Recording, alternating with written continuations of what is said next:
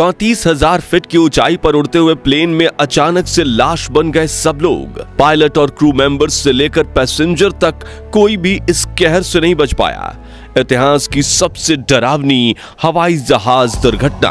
दोस्तों, हवाई जहाज को दुनिया का सबसे सेफ ट्रांसपोर्ट सिस्टम माना जाता है। आप साइकिल चलाते हुए भले ही मौत का शिकार हो जाएं, लेकिन हवाई जहाज में दुर्घटना होने के चांसेस ना के बराबर होते हैं। फिर भी कई बार कुछ लोगों की गलतियां या लापरवाही से हवाई जहाज भी एक्सीडेंट का शिकार हो जाते हैं, और जब ऐसा होता है तो फिर लाशों के ढेर लगते हैं। साथ ही एक हैरान करने वाली प्लेन क्रैश इंसिडेंट की कहानी हम आज आपको सुनाने वाले हैं, जिसने पूरी दुनिया को सकते में डाल दिया था। यह दुर्घटना किसी गलती से हुई, और ऐसा क्या हुआ कि इन लोगों ने जमीन से 34,000 फीट की ऊंचाई पर ही दम तोड़ दिया। जानने के लिए वीडियो को अंत तक जरूर देखिएगा। दोस्तों, ये बात है आज से 18 साल पुरानी।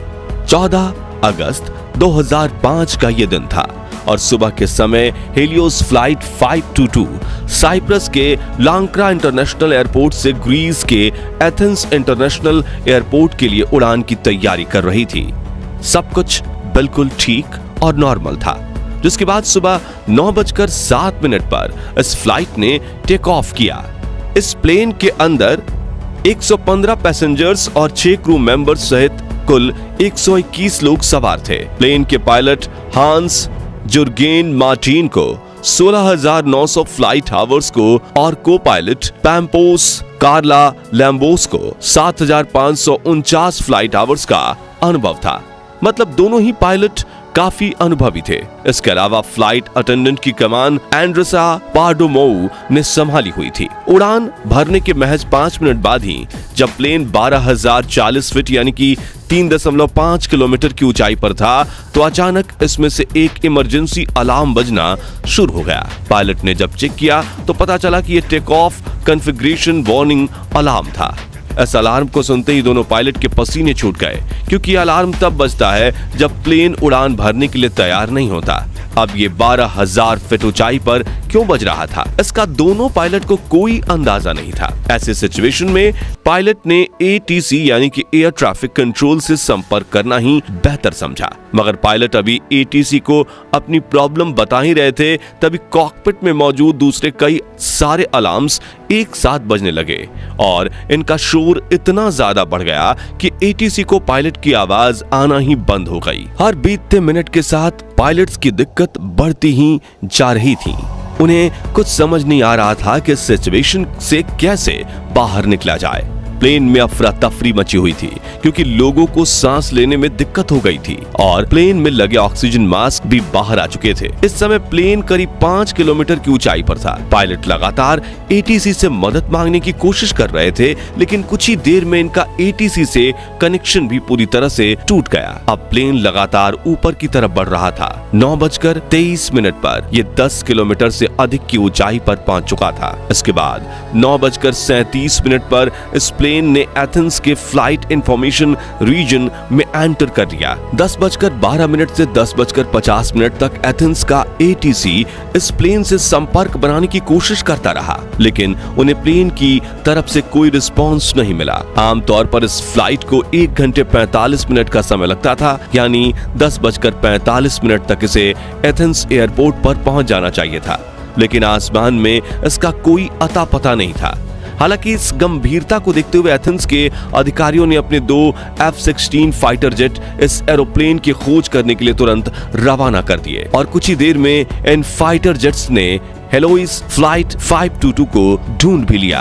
लेकिन फाइटर जेट्स के पायलट ये देखकर हैरान रह गए कि प्लेन के इतना करीब होने के बावजूद भी पैसेंजर से लेकर पायलट तक किसी ने एक बार भी उनकी तरफ मुड़कर नहीं देखा। सब लोग प्लेन में बस मुंह लटकाए हुए बैठे थे। इतने में करीब 11:49 पर इन्होंने देखा कि प्लेन के कॉकपिट में कोई शख्स है जो इस प्लेन को कंट्रोल करने की कोशिश कर रहा है। फाइटर जेट्स के पायलट ने इस शख्स से बात करने की कोशिश की, लेकिन कोई संपर्क न होने की वजह से यह मुमकिन नहीं हो पाया। तभी करीब 1 मिनट बाद यानी 11:50 पर प्लेन का एक और इंजन फेल हो गया और प्लेन उस तरफ से झुककर तेजी से नीचे की ओर गिरने लगा। अभी कुछ ही मिनट बीते थे कि 12 बजे प्लेन का दूसरा इंजन भी बंद हो गया। साथ ही फाइटर जेट की रेस्क्यू टीम के देखते ही देखते ये प्लेन और भी ज्यादा तेज रफ्तार से नीचे की तरफ आने लगा। पायलट सीट पर बैठे उस शख्स ने इसे कंट्रोल करने की हर संभव कोशिश की, लेकिन 12:04 पर यह प्लेन ग्रामाटिको की पहाड़ियों में क्रैश हो गया। इसमें बैठे सभी 121 लोगों की मौके पर ही मौत हो गई। इस प्लेन के क्रैश होने की खबर ग्रीस के साथ ही पूरी दुनिया में आग की तरफ फैल गई। घटना की साइट पर रेस्क्यू ऑपरेशन भेजा गया और सभी डेड बॉडीज को प्लेन से निकाला गया। इन मृतकों के शरीर का जब पोस्टमार्टम किया गया तो उससे एक ऐसी चौंकाने वाली बात सामने आई जिससे सबके होश उड़ गए। दरअसल डॉक्टर्स ने बताया कि प्लेन में मौजूद पायलट समेत लगभग सभी लोग इसके क्रैश होने से पहले ही मर चुके थे। ऐसे में सबसे पहला सवाल जो लोगों के मन में उठा वो ये कि अगर पायलट पहले ही मर चुके थे तो इस प्लेन को इतनी देर तक कौन उड़ा रहा था। असल में दोस्तों ये शख्स कोई और नहीं बल्कि फ्लाइट अटेंडेंट एंड्रस ही थे। एंड्रस कोई एक्सपर्ट पायलट तो नहीं थे, हाँ, लेकिन जब प्लेन क्रैश हो रहा था तो वो इसे घनी आबादी वाले इलाके से दूर ले जाने में सफल रहे। मगर अभी भी इस हादसे के मुख्य जड़ तक पहुंचना बाकी था और वो ये कि इतने सारे लोग आखिर अचानक से अपनी सीट पर बैठे ही कैसे मर गए। इस क्रैश की छानबीन पूरे जोर शोर से चल रही थी। तब इस केस के इन्वेस्टिगेशन पर काम कर रहे एक ऑफिसर की नजर कंट्रोल पैनल में मौजूद एक ऐसे बटन पर पड़ी जिसे देख ऑफिसर अपना सर पकड़ चुका था। यह बटन प्लेन में प्रेशर को सेट करने का काम करता है। इस बटन को देखते ही ऑफिसर को पूरी कहानी समझ आ गई। असल में यह बटन प्लेन के अंदर हवा के प्रेशर को कंट्रोल करने का काम करता है। आमतौर पर यह बटन ऑटो मोड पर ही रहता है, लेकिन यहाँ पर यह बटन ऑटो की जगह मैनुअल पर सेट था। असल में हुआ क्या कि इस फ्लाइट के एक दिन पहले जब यह जहाज अपनी रूटीन सर्विस पर गया तो वहां के एक टेक्नीशियन ने गलती से इस बटन को मैनुअल मोड पर करके छोड़ दिया। ऐसे में जब फ्लाइट ने टेक ऑफ किया तो प्लेन के अंदर ऑक्सीजन का लेवल बहुत तेजी से कम होने लगा। ऑक्सीजन कम होने पर पायलट का दिमाग भी ठीक से काम नहीं कर रहा था, इसलिए इनका ध्यान इस बटन की तरफ गया ही नहीं। प्लेन में मौजूद यात्रियों ने तो ऑक्सीजन मास्क लगा लिए, लेकिन कॉकपिट में ऑक्सीजन मास्क अपने आप बाहर नहीं आते, जिसके चलते पायलट पहले बेहोश हुए और कुछ ही देर में उनकी मौत हो गई। इसके अलावा पैसेंजर्स भी ज्यादा देर तक सरवाइव नहीं कर पाए क्योंकि ऑक्सीजन मास्क सिर्फ 12 मिनट की ही ऑक्सीजन सप्लाई दे सकता है, यानी लोगों ने फ्लाइट के अंदर घुट-घुट कर दम तोड़ा था। इस पूरी फ्लाइट में बस एक ही शख्स जिंदा बचे थे और वो थे फ्लाइट अटेंडेंट एंड्रस। वो भी इसलिए क्योंकि एंड्रस एक स्कूबा डाइवर थे, जिससे वो लंबे समय तक सांस रोकने में माहिर थे। एंड्रस अपनी आखिरी सांस तक प्लेन को कंट्रोल करने में जुटे रहे, लेकिन दोनों इंजन फेल होने की वजह से प्लेन पूरी तरह से बेकाबू होकर पहाड़ियों में क्रैश हो गया और जिस किसी पैसेंजर्स में थोड़ी बहुत सांस बाकी थी वो भी मौत का शिकार बन गए। हालांकि एंड्रस प्लेन को बचा नहीं पाए, लेकिन अपने आखिरी पलों में प्लेन को आबादी वाले इलाकों की तरफ से घुमाकर खुले इलाके में क्रैश करने का जो उन्होंने काम किया वो वाकई किसी हीरो से कम नहीं था। अगर एंड्रस ऐसा नहीं करते तो ये प्लेन रिहायशी इलाकों में क्रैश होकर और भी ना जाने कितने लोगों की जान ले सकता था।